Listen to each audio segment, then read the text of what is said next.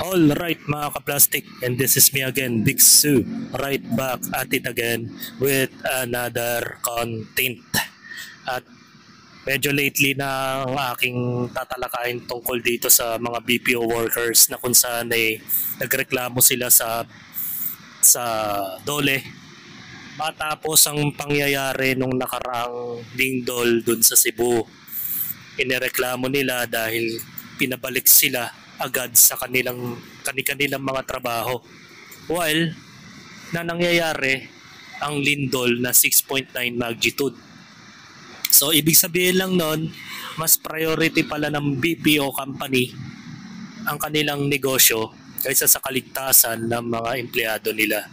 Ito yung madalas kong sinasabi noon pa sa mga recent boat videos ko. Even na hindi po, wala pong kinalaman yung trahedya o sakuna sa pang-araw-araw na buhay.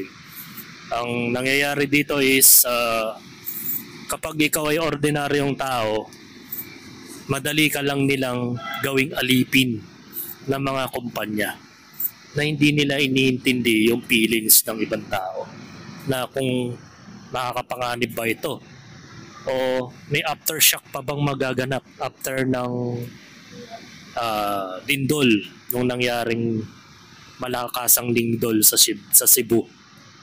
So panoorin natin yung unang video ng News 5, then mag-proceed tayo dun sa pataw ng DOLE. Diba? Panoorin natin yung video. Daang BPO workers sa Cebu ang nagrereklamo matapos sa munong pilitin ng kanilang mga employers na bumalik agad sa trabaho matapos sa magnitude 6.9 na lindol. Pagkondena naman ng isang grupo, mas inuna pa raw ng mga kumpanya ang pera kaysa ang kaligtasan ng kanilang mga... Tama. Diba? Mas inuna pa yung pera o negosyo. Parang naalala ko tuloy yung dati kong outlet na tinatrabahuan na way back. Siguro maybe mga 2022, 2023 na lumindol nung araw na yon. Sa halip na palabasin kami, pinigilan kami ng management na lumabas. Which is protocol nila yun ha. Sila yung gumagawa lagi ng earthquake drill nung nakarang. Lagi nilang ginapagawa sa amin nun. Yung earthquake drill na wala namang kapararakan. Pero pagdating sa todong sakuna, ay parang sila pa yung galit. So mamaya natin sasabihin ko anong kumpanyang kupal na yun na para hindi ninyo applyan tong hinayupak na kumpanya na ito. So panoorin natin. So nawawala yung internet. Wait lang. For the internet. Empleyado. Yeah. Nasa frontline ng balitang yan si Marian Enriquez. Hello? Sa gitna ng mapaminsala at nakamamatay na magnitude 6.9 na lindol sa Cebu, nagsulputan ang mga post kung saan pinababalik umano ang mga BPO employees sa kanilang trabaho. Sa chat na ito, sinabihan daw ang mga call center agent na bumalik sa opisina dahil maraming nakapilang call. Ang sino mang uuwi ay mamarkahang nag-awol o absence without leave. Tarantadong kumpanya, mas inisip pa nila yung client kaysa sa kaligtasan ng mga tao doon. What if aftershock ang pinakamasakit? Dahil kasi aftershock ang pinakamatinding pangyayari. Dahil ang lindol kasi parang primera yan eh. Yung segunda kasi, yun yung aftershock. Which is yun yung mas matindi kasi once na may isang mabitak man lang na parte ng isang establishmento ay matanggal, buong building na ang guguho. Diba? Hindi man lang pinakiramdaman o hindi man lang magkaroon ng notification sa kanilang kumpanya na for the meantime there was the tragic in Philippines, in Cebu, which is Cebu City, causing the disturbance. Sorry for the inconvenience, di ba? Dapat naglagay sila ng mga ganong anunsyo sa kanilang portal eh. Pero mas inunat nila yung client, di ba? Parang gusto nilang patayin yung mga empleyado. Ganito, Ikakwento ko kasi yung tungkol dun sa nangyari sa akin dito sa Santa Lucia department store na naman. Mga ka-plastic, ganito kasi yung nangyari. Sa tuwing nagkakaroon ng earthquake drill dyan, nagte-training kami usually. Lumalabas kami kung saan dapat kami lumabas. Pero nung nangyari na yung totoong earthquake, mga ka-plastic instead na palabasin kami kaagad, hindi nga sila nag-sign ng siren sa kanilang 'di ba? Pag may lindol, may siren. Hindi sila nagganon. Kundi pa nagreklamo yung customer na nakakaramdam siya ng pagkahilo na parang iba, yung pala lindol na. Hindi pa rin kami pinapalabas ng guard dahil wala pa daw anunsyo yung manager.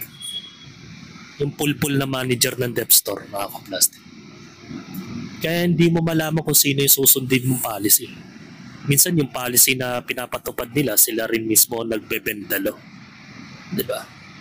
Sira ulo kasi yung management na yan Hindi ko alam kung bakit hanggang ngayon mga tao dyan hindi natatanggal. Marami na rin kasi nagreklamo recently dyan. Nag-aklas yung mga employee dyan. Pero parang binaligtad din sila ng kakampi nila in the end of the day. Parang mas kinampihan yung malalakas. Kasi ganyan na yung nangyayari dyan Kapag may nagreklamo, even na mga dole, kakampi nila Yung dole Cainta branch, kakampihan ng dep store, ng hinayupak na Santa Lucia dep store na yan. Kaya pag nagreklamo ka sa opisina ng dole ng Cainta branch, walang mangyayari. Kasi padrino nila yan. Kakampi nila yan. Kaya yun ang nangyari. Instead na nakalabas kami ng safe nung during the earthquake na magnitude something 4.5 ganon. Parang medyo malakas din yun Naramdaman ko rin yun na parang nahilo din ako. Pero napansin ko yung module o yung end cap ng isang item na umuuga na po yung item. Yumayanig na po. Pero hindi pa rin kami pinalabas ng gwardiya. Dahil daw, wala daw notification o abiso ng manager na pulpul. Yan yung kakupal. Kaya naalala ko lang kasi dahil dito sa BPO workers na talagang nakakaawa na pinabalik sila sa kanilang mga trabaho after ng lindol. Dahil mas importante pa pala sa kanila yung client kaysa sa buhay ng mga tao. So tuloy natin yung video. Sa pang-trending conversation na ito, pinagpapasa naman ng isang team leader ang kanyang empleyado ng written explanation kung bakit siya umuwi matapos ang lindol. Namarkahan kasi siyang nag-award. Giit pa ni TL, cleared at safe naman daw ang kanilang gusali at dapat din daw panatilihin ang pagiging profesional sa gitna ng aniyay challenging situation. Cleared daw. Kasi ganun kasi mga company kapag walang nakikitang signs o kahit man lang bagay na damage sa kanilang property, sasabihin nila wala daw nangyari. Wala naman damage. Kasi hindi naman agad-agad magpapakita ang aftershock, mga ka-plastic Magpapakita yan, maybe after 1 hour o after 3 hours, dyan na magkakaroon ng aftershock. Kasi hindi lang isang beses po ang maglilindol, lalo na kung malakas po ito. May mga second, pa yan may mga second earthquake pa yan. Third, fourth, di ba? Ganun. Pero pag ganyan klaseng kumpanya ang in-applyan mo at tarantado, mag-resign ka na lang. Umalis ka na dyan. Sobrang impyerno ang policy na ganyan. Wala silang pag-unawa. Wala silang konsiderasyon sa mga empleyado nila. Biruin mo pinag-explanation pa tapos tinerminate na nila as awol. Bakit mo iaawol yung tao? Prinotektahan lang naman niya yung sarili niya. Iniligtas niya ang sarili niya. Dahil sa sakuna. Yan yung mga tinatawag na immortal Yan yung mga biro-biro na mga merchandiser, promodizer, even ng mga BPO workers na sila ay immortal. Dahil wala silang pahinga, walang holiday break, o kahit ano man yan, kahit trahedya man yan, wala silang pahinga. Walang kahit ano. Sila yung mga tinatawag na immortals na kahit na mahal na araw may pasok pa rin. 'Di ba? Na walang religion, walang trahedya, walang holiday happenings, 'di ba? Mas importante nila yung kanilang negosyo.